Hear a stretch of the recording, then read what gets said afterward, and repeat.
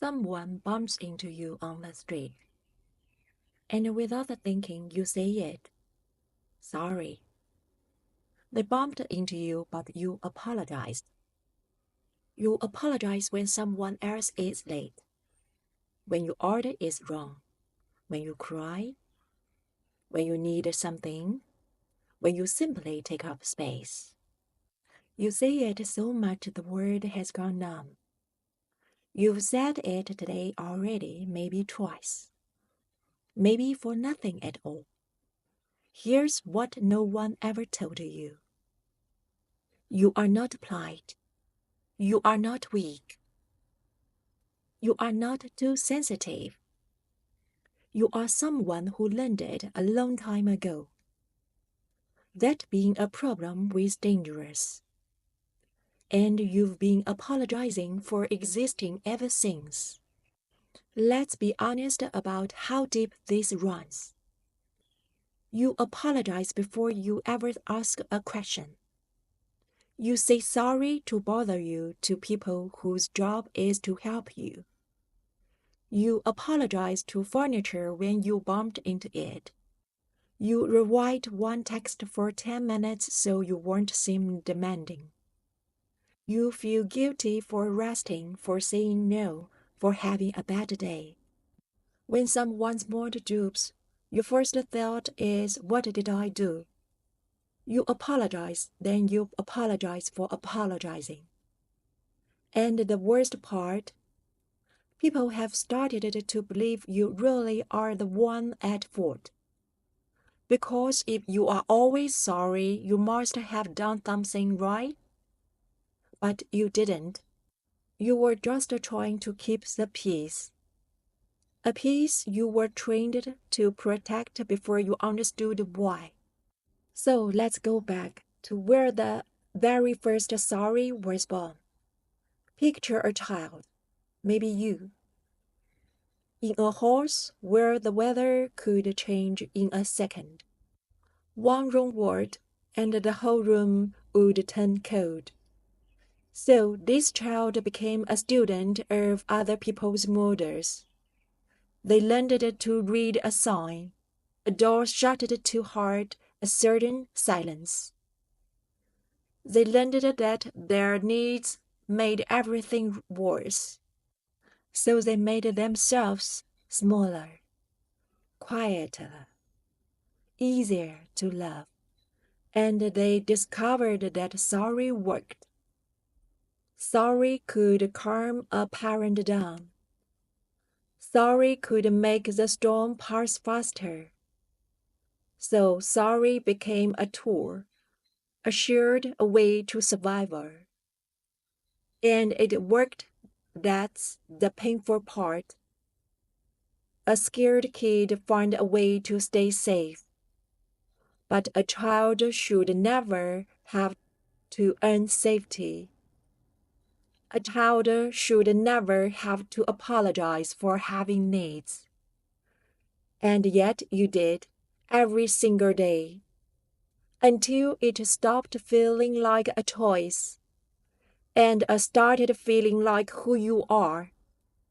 You grew up, the horse is gone, the danger is over. But the rule stayed. Your body never got memorized that it's safe now. So you still flinch, still scan the rule, still apologize. To a boss, a partner, a stranger, a Claire. Not because something wrong with you, but because a scared little kid is still running the controls, still trying to keep everyone happy, still keeping you safe the only way they ever knew.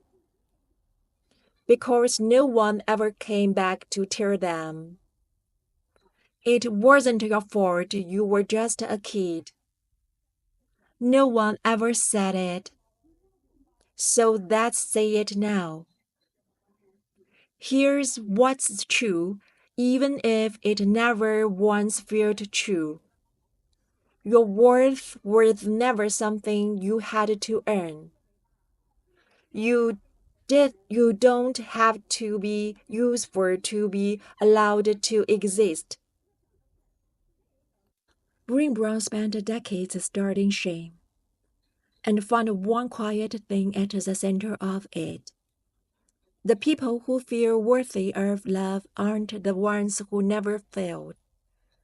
They are simply the ones who decided they are worthy as they are. Not when they are perfect, not when everyone's pleased as they are. And here's the difference that changes everything.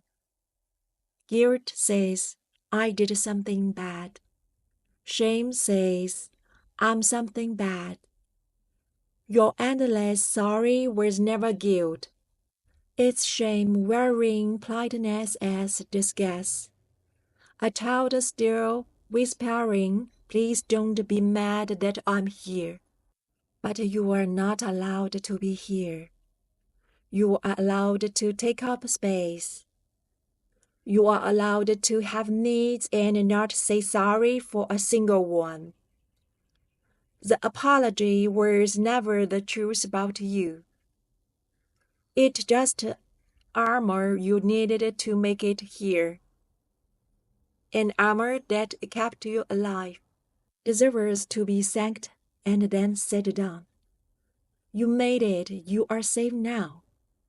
The storm is over. You can stop breathing. So here's one small thing to try. Next time sorry jumps to your lips for no reason, pause, just for one breath, and ask, did I actually do something wrong? Or am I just afraid of taking up space?